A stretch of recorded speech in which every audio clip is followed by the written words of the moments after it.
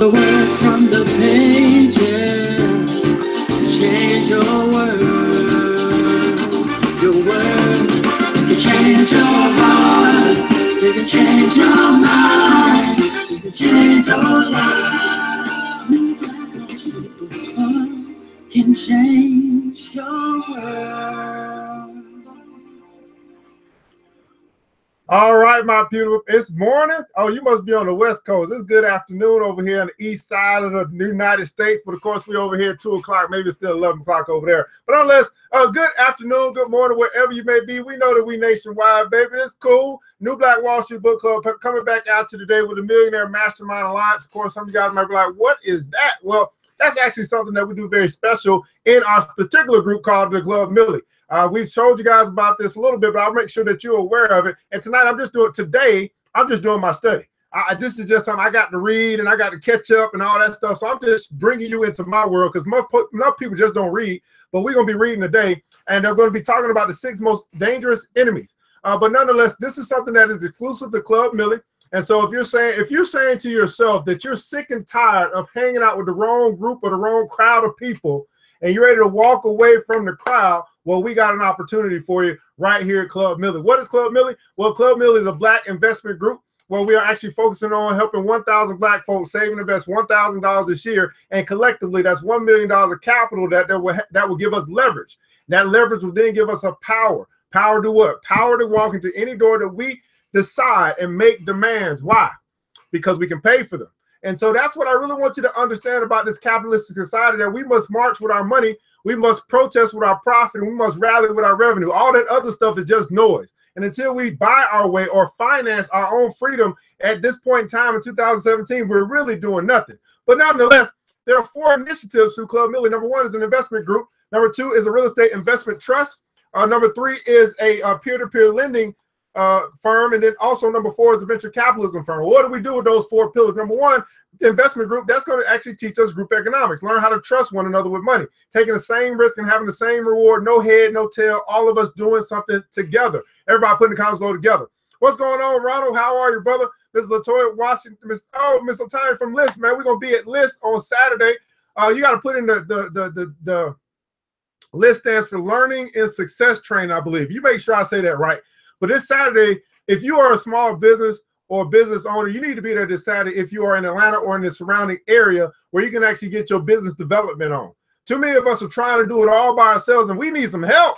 And so we're going to be there to help you, to motivate you, to help you understand sales, marketing, finance, all those things that you need to know for your business to help your business to go from being a small business to a big business. But too many guys are skipping out on workshops. Too many guys are skipping out on seminars. You're not showing up to the things that are going to help you be better. And if you want your business to be better, you must get better. That's just the bottom line because ERGJ said so. But getting back to Club Millie, again, you have your investment group, which is going to be practicing group economics, the real estate investment trust, group economics and real estate, buying the block back, stopping gentrification. The peer-to-peer lending club, we become our own bank. And then also the venture capitalism firm, we become our own Shark Tank. So 4 main principles or foundations of what we're doing at Club Millie. Of course, you're saying, hey, that sounds good to me. Something I want to know more about. We just go over to www.nbws, that's New Black Wall Street, www.nbws.us. We have the video up ready for you to watch. And if you decide that that's what you want to do, you go ahead and become a member and we get you rocking and rolling and get you plugged right on in. Now, not only that, but Club Millie has also evolved. Everybody put in console evolve. So that is our foundation. That's where we started. But now we've added on investment education. We've added on business development and sales training. Too many of our businesses have no customer service too. We got to help them develop customer service. We got to help them to develop in sales and marketing to be able to get their stuff out to more eyes so that more eyes can see their stuff and then also sell more stuff. So those are the areas that we've evolved into since we started Club Millie some odd 4 months ago, 3 months ago, something like that. What's going on, Carlton, my main man? How are you? But then you want to go over there. Now, a couple of things I want to make you aware of in case you don't know. Yes, I did write a book. It's called The Black Billionaires Club. Out of 2,000 billionaires in the world today, only 12 of them are Black. So I wrote a book about them because I believe that we need to study Black wealth.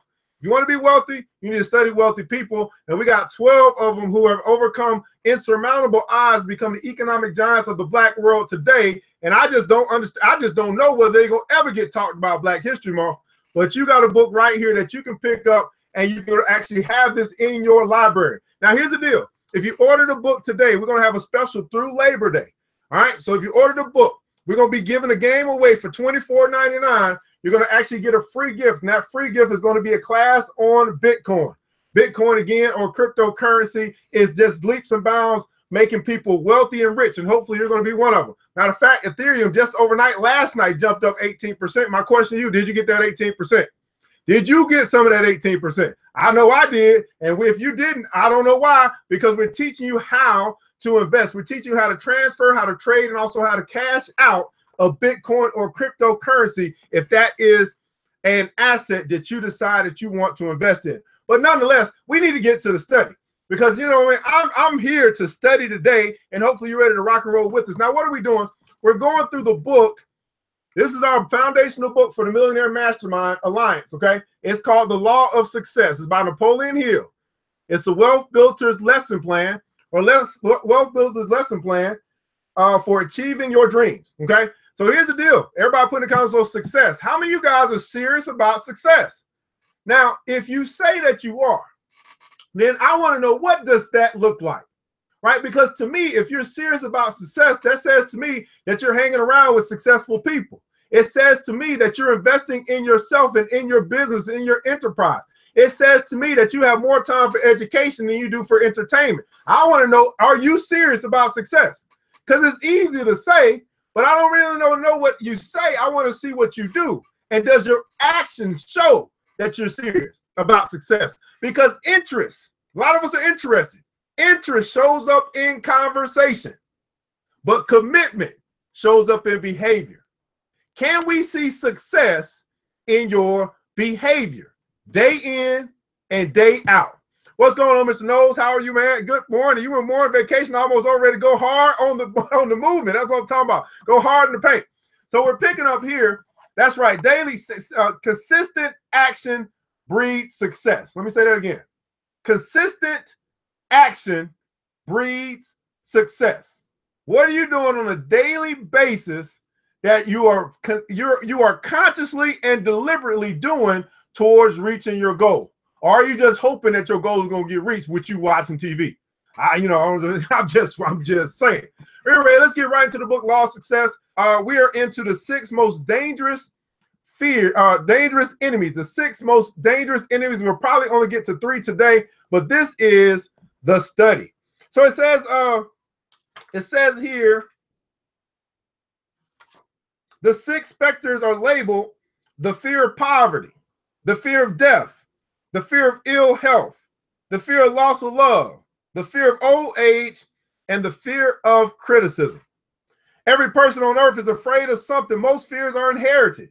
In this essay, you may study the 6 basic fears which do the most damage. Your fears must be mastered. Everybody put in console, my fears must be mastered. Your fears must be mastered before you can win in any worthwhile undertaking in life. Find out how many of these 6 fears are bothering you, but more importantly than this, determine also how to conquer these fears.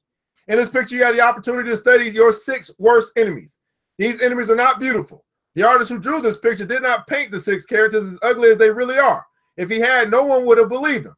As you read about these ugly characters, analyze yourself and find out which of them do you the most damage. Decide for yourself which of them does you the most damage. The purpose of this essay is to help the readers on this course throw off these deadly enemies. Observe that the 6 characters are at your back, where you cannot conveniently see them. Every human being on this earth is bound down to some extent by one or more of these unseen fears.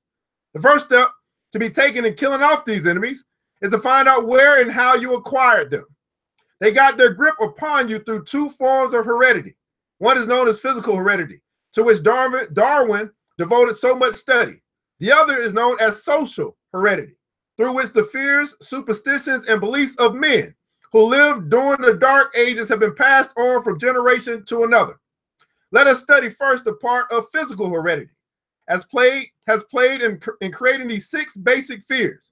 Starting at the beginning, we find that nature has been a cruel builder.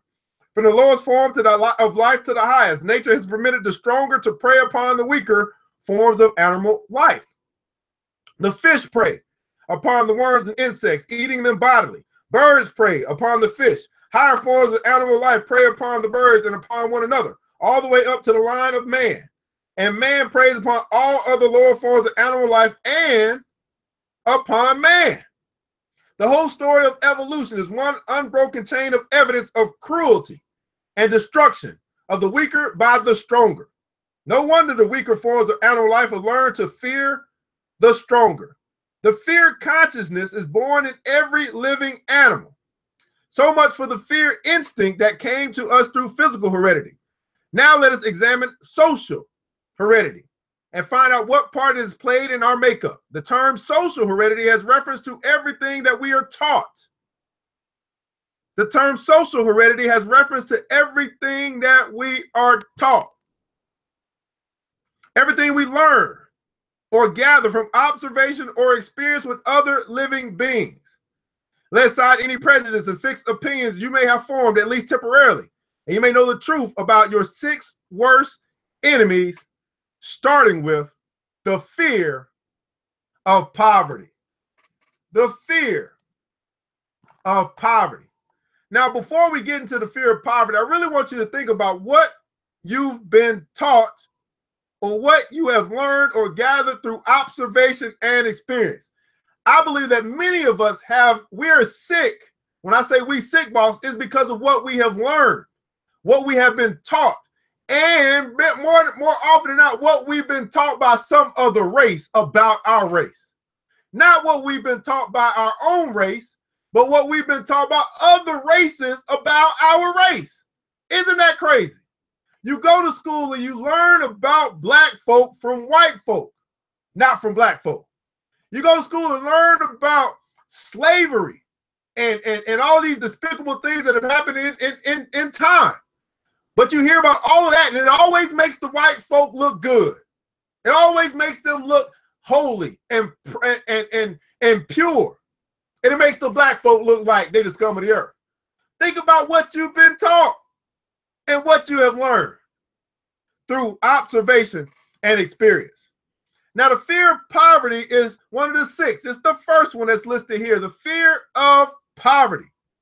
Now, here's what I find interesting about this, because I think at this point, many black folk don't have a fear of poverty. They actually don't mind poverty. It's like, I'm poor, I'm broke, okay, I'm going to live with it, I'm going to deal with it. There's no fear of poverty for black folk because most black folk are poor.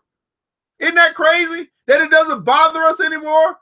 That we know that there's so much more in life that's available to us, but we don't mind being broke, busted, and disgusted because that's just how life has been. We don't even want to attain another. It looks like this. When you have the opportunity to learn something about money, you don't show up. We just don't value building wealth for our own community. It just shows in our actions. It doesn't show up in our conversation. We say a whole bunch of stuff. We say stuff like, yes, I want to build. Yes, I want to learn. Yes, I want to make my money work harder for me. But then when it's time to go to class, we find everything else to do. And we continue to watch everybody else get rich while we're sitting here wallowing in the mud and accepting poverty when we don't have to. The fear of poverty. It requires courage. It requires courage to tell the truth about the history of this enemy of mankind, and still greater courage to hear the truth after it has been told. The fear of poverty grows out of man's habit of preying upon his fellow men economically. The animals, which have instinct but no power to think, prey upon another physically. Man, with his superior sense of intuition and his powerful weapon of thought, does not eat his fellow man bodily. He gets more pleasure from eating him financially. Oh my goodness, Danny. Oh, he said the broker you are, the more your black card has credibility. Wow, that is a statement right there, brother. Think about what he just said. Man, with his superior sense of intuition and his more powerful weapon of thought, your thoughts are a weapon, does not eat his fellow man bodily. He gets more pleasure from eating him financially. So when we say that debt is slavery, many of us are voluntarily putting ourselves into a position where we can be subservient to someone else financially. And then we complain and cry about it when we did it voluntarily. Men get more pleasure from eating one another financially. That is the entire fight of the black race. It is an economic battle at this point. It's no longer physical. We used to be in slavery physically, right? It's really, it's really moving past the point of just being racial. It's more class-oriented than it is race-oriented. The question is, when will we make financial education a priority? Because financial education is the passport to financial freedom. I'm probably going to say this till my death, because I'm taking what Malcolm X has said to another level. Financial education is the passport to financial freedom. How many of you guys doing your New Year's resolution since New Year's up until now, July 19th, have been studying finances, have been studying money, have been trying to figure out a way to fix your own finances so you can get yourself out of debt and you can free yourself as it relates to the chains that MasterCard and Discover and Sally Mae and Capital One have on your future income. Debt is slavery. So great an offender is man in this respect that nearly every state and nation has been obliged to pass laws, scores of laws, to protect the weak from the strong. Every blue sky law is indisputable evidence of man's nature to prey upon his weaker brother economically. The second of the 6 basic fears which man is bound down is the fear of old age. So the fear of poverty is to be weak financially and to always have your strong, we call it the elite, right? We call it the white elite, the Rothschilds, the Rockefellers, right? We call them the Trumps of the world, whatever. We call the white elite, right? Preying down on the weak masses financially. They use finances to break your spirit spiritually. And when you're broken down to that point, it starts with finances, it gets to a spiritual state, and the next thing you know, you're stressed out and your physical body is beginning to be broken down. It's a systematic approach to the breaking down of the masses so that the elite can stay in control. But here's the beautiful thing. At any point in time, the masses who outnumber the elite decide to come together and decide to learn what they don't know, then they can at any point in time take over what the elite have created. It's called a revolt or a revolution. And what must happen is the biggest financial revolution known to man must occur in the near future. It must, because every empire that's ever been built in history must fall. That's history. History repeats itself. Every empire that's been built must fall. So the fear of old age. So we had the fear of poverty. Here's the fear of old age. This fear grows out of 2 major causes. First, the thought that old age may bring with it poverty. Look at that. The fear that old age may bring with it poverty. Secondly, from the false and cruel sectarian teachings, which have been so well mixed with fire and brimstone that every human being learned to fear old age because it meant the approach of another and perhaps more horrible world than this. Obviously, they're talking about death. So the fear of old age is the fear that, hey, I am living long, but I'm broke, or I'm in poverty in my old age. And then the second fear is that when I die, I'm going to hell. Isn't that crazy? As long as you've been living on this earth, the fear of getting older is, number one, that I'll be broke when I'm old. I won't be able to live comfortably because I can no longer work. And then the second fear that comes along with the fear of old age is that when I die, I'm going to hell. The third of the 6 basic fears is this: the fear of ill health. The fear of ill health. This fear is born out of both physical and social heredity. From birth until death, there is internal warfare within every physical body. Warfare between groups of cells, one group being known as the friendly builders of the body, the others as the destroyers or disease germs. The seed of fear is born in the physical body to begin with, and the result of nature's cruel plan of permitting the stronger forms of cell life to prey upon the weaker. Social heredity has played its part through lack of cleanliness and knowledge of sanitation, and through the law of suggestion cleverly manipulated by those who profited by ill health. Now think about this. The law of suggestion. So who benefits most from the illness of the people? It says through the law of suggestion cleverly manipulated by those who profited by ill health. Who profits from people being sick? It's not the people that are sick. See, there's profit in sickness because the profit comes through medicine, and the medicine isn't really there to make you whole. It's there to get you, keep you going so you can get more medicine later. It's to make you dependent upon something that's been given to you versus you understanding your own body and you maintaining your health so you won't have to get sick. The foods that you eat bring sickness. The stuff that you consume as far as your water or your drinks or whatever, your soda, stuff like that brings sickness. It doesn't bring health to your body. Think about whatever you've eaten today. What have you eaten today that's brought health to your body? Not only that, but then you got the emissions that come from cars. You got the smoke that comes from cigarettes. Think about your health. See, many of us have a fear of ill health because of neglect.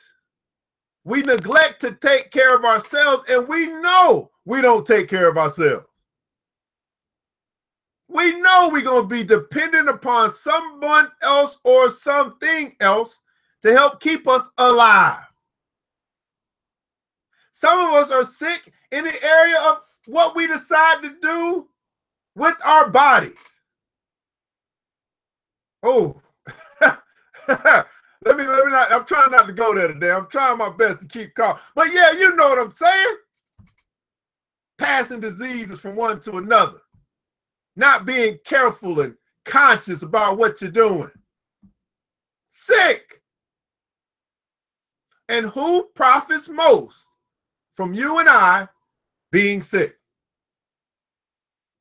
So we just went over 3 real quick. Let me put these other 3 in the comments. And I want to know, is one of these that we said so far, are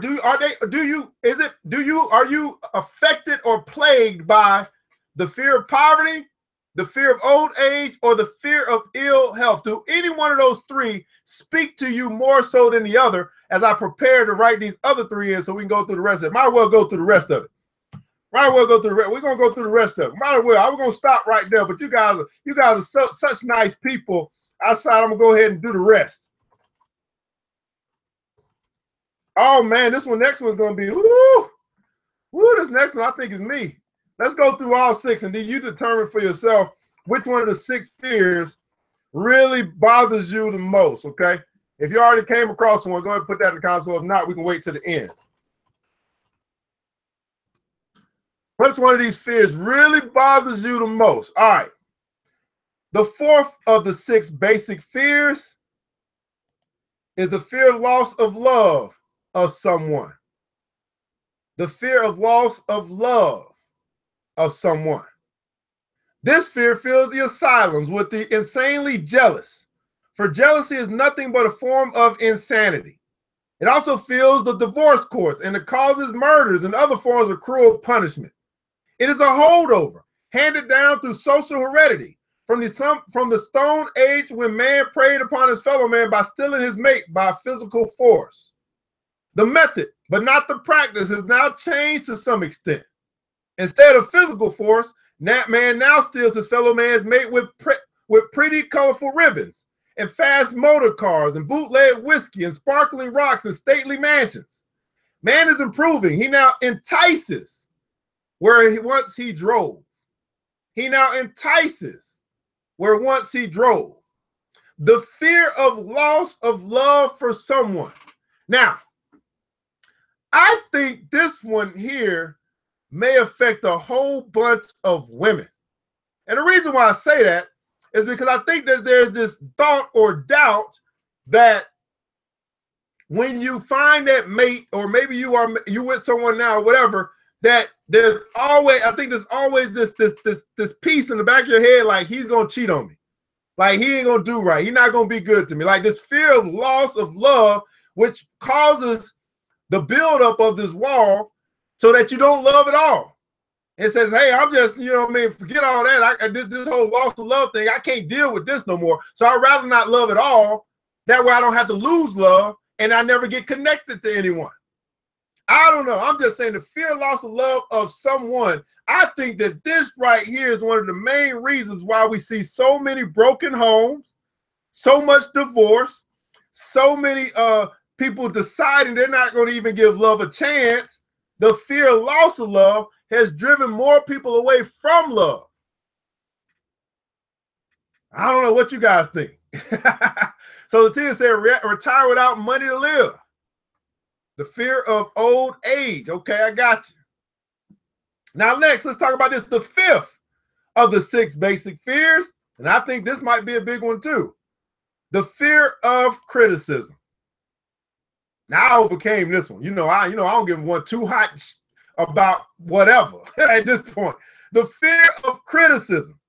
Just how and where man got this fear is difficult to determine, but it is certain that he has it. But for this fear, men would not become bald-headed. Bald heads come from tightly fitted hat bands, which cut off the circulation from the roots of the hair. Women seldom are bald because they wear loose-fitting hats. But for fear of criticism, man would lay aside his hat and keep his hair. The makers of clothing have not been slow to capitalize this basic fear of mankind. Every season, the styles change because the clothes makers know that few people have the courage to wear a garment that is one season out of step with what they are all wearing. If you doubt this, you gentlemen, start down the street with last year's narrow brim straw hat on, when this year's style calls for a broad brim. Or you ladies, take a walk down the street on Easter morning with last year's hat on. Observe how uncomfortable you are, thanks to your unseen enemy, the fear of criticism. Now, let's say this. He's talking about clothes and things like that, but I think we can take this a step further. There are many people right now, this fear of criticism is keeping them from success because they know they have greatness on the inside of them, but they realize that in order for them to expand themselves or expand their brand, they're going to have to step outside their comfort zone. And their comfort zone is where they're unknown, and it's also where criticism lies. See, to be a leader, you got to be ready to be criticized because everybody ain't going to like what you do. Everybody ain't going to like what you say. And to me, at this point, I just don't care. But I'm just saying, the fear of criticism is keeping many people back from achieving their dreams because they're scared of what other people's opinion. They're concerned about other people's opinion. The same opinions that don't pay their bills. The fear of criticism. Won't get on camera. Won't expand their brand. Won't talk about their business. The fear of criticism is keeping a lot of black folk back right now.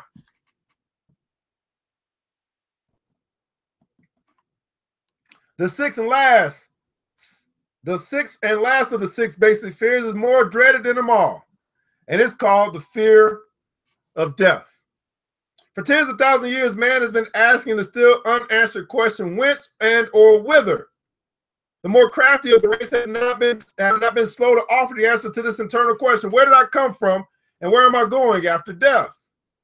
Come into my tent, says one leader, and you may go to heaven after death. Heaven has been pictured as a wonderful city whose streets were lined with gold and studded with precious stones. Remain out of my tent, you may go straight to hell. Hell has then been pictured as a blazing furnace where the poor victim might have the misery of burning forever in brimstone. No wonder mankind fears death. Take another look at the picture at the beginning of this essay and determine, if you can, which of the six basic fears is doing the most damage to you. And that's the question I have for you right now. Which of the six basic fears, the fear of poverty, the fear of old age, the fear of ill health, the fear of loss of love of someone, the fear of criticism, or the fear of death, which one of these six basic fears is doing the most damage to you? An enemy discovered an enemy discovered is an enemy half whipped. Thanks to the schools and the colleges, man is slowly discovering these six enemies. The most effective tool which to fight them is organized knowledge. Ignorance and fear are twin sisters. They are generally found together. Ignorance and fear are twin sisters. They are generally found together.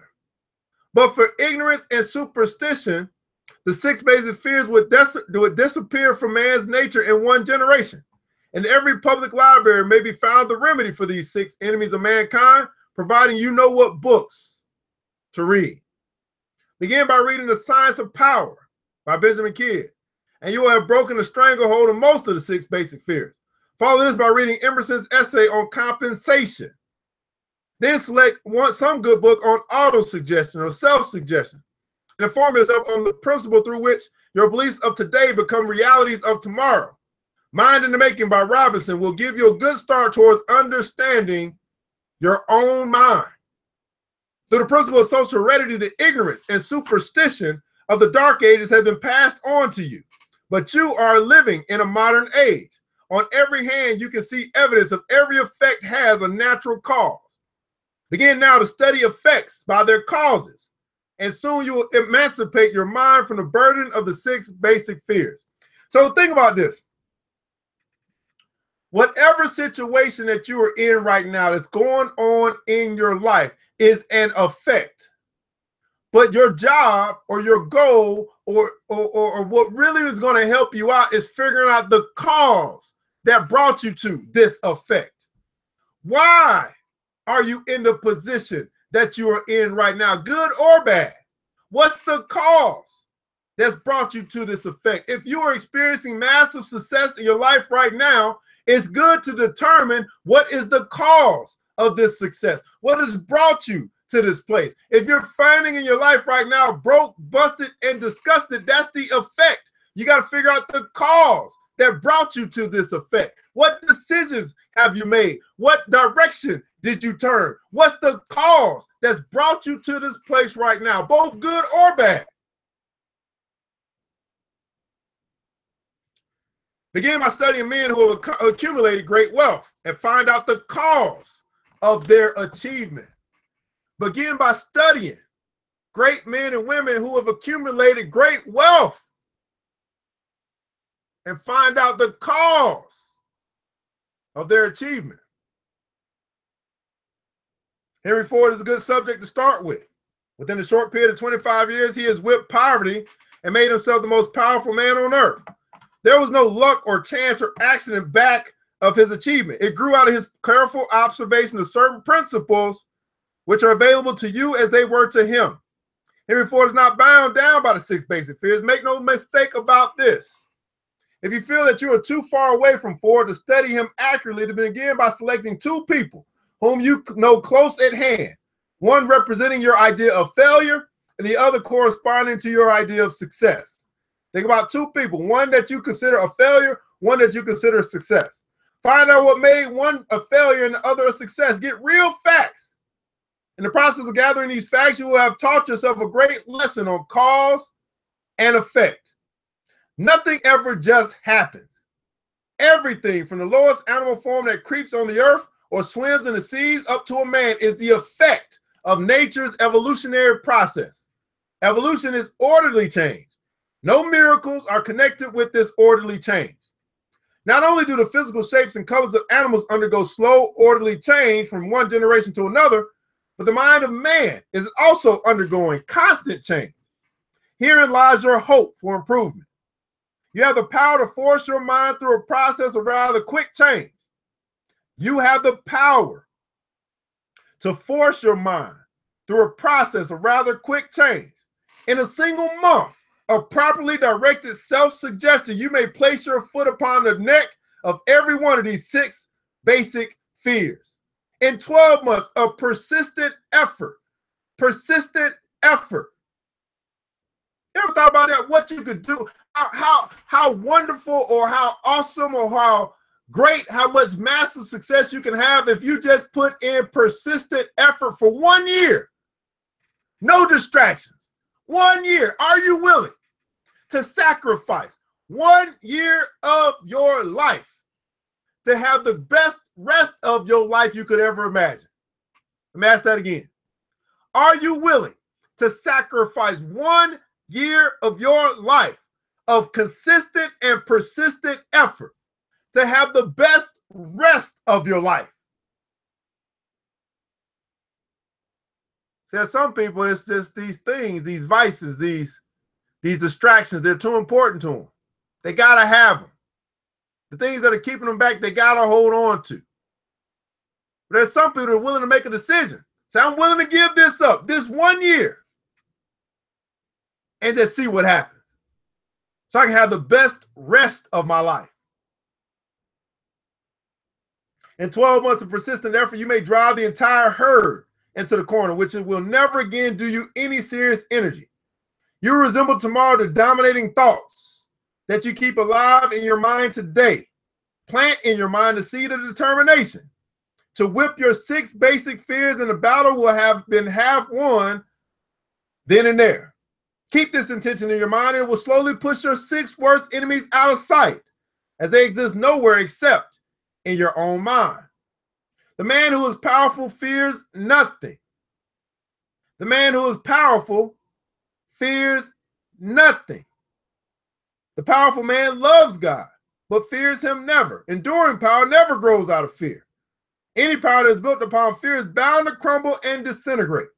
Understand this great truth, and you will never be so unfortunate as to try to raise yourself to power through the fears of other people who may owe you temporary allegiance. It says here is a quote, one of the most destructive evils is slanderous talk. It breaks humans' hearts and ruins reputation with the ruthlessness unknown in connection with all other evils. The 6 basic fears. So we talked about today the fear of poverty, fear of old age, the fear of ill health, the fear of loss of love of someone, the fear of criticism, and the fear of death. And the author's goal was to say, well, hey, which one of these may be doing you the most danger? What have you subscribed to? What have you learned? What have you been taught that you just now believe to be true, even though it may not be? It's your truth, but not the truth. And he's saying that you can kick these fears you can stop these fears on the neck if you just listen to the right stuff, learn from the right people, and put in persistent effort to change your own life. In other words, take control of your thoughts and you'll take control of your life. Well, guys, this is where we do. This is what we do on a regular basis. This is just the foundational book. This is my study as we prepare on Sunday for our Millionaire Mastermind Alliance. And if you're saying to yourself, man, I'm sick and tired of not hanging out with the right people, They continue to put into me negativity instead of positivity. They're not helping push me towards my goal. You don't feel like you have the type of support that you need. Well, you just may need Club Millie. And Club Millie, again, is a Black investment group where we actually have evolved into investment education, business development, sales training as well. And it just continues to grow. And so you have an opportunity to be a part of Club Millie. Just go over to www.nbws.us, www.nbws.us. There's actually a video for you to watch to find out more about Club Millie. And if you make a decision, which I think will be the best decision of your financial life up until this point, you can join us as we are serious about success and we hold one another accountable to greatness. When I heard one of my Club Millie members who just happened to be a vendor at my Black Billionaires brunch when I launched my book, matter of fact, my book, 250 copies sold day one. She just picked up 7 new clients when she came to the brunch. There is something in the water. We must be doing something right because it's leading people to success. At some point, you got to decide for yourself that you're going to connect with success and you're going to see your life have much greater results of the results that you want. Well, guys, I'm ERGJ, certified financial educator, founder of the New Black Wall Street. This is just my study as I prepare for the Millionaire Mastermind Alliance, which we do on a regular basis in Club Millie. I want you to remember this, man, that it takes a village. It starts with us. Let's build Black wealth together. You guys have a wonderful day. I'll talk to you soon.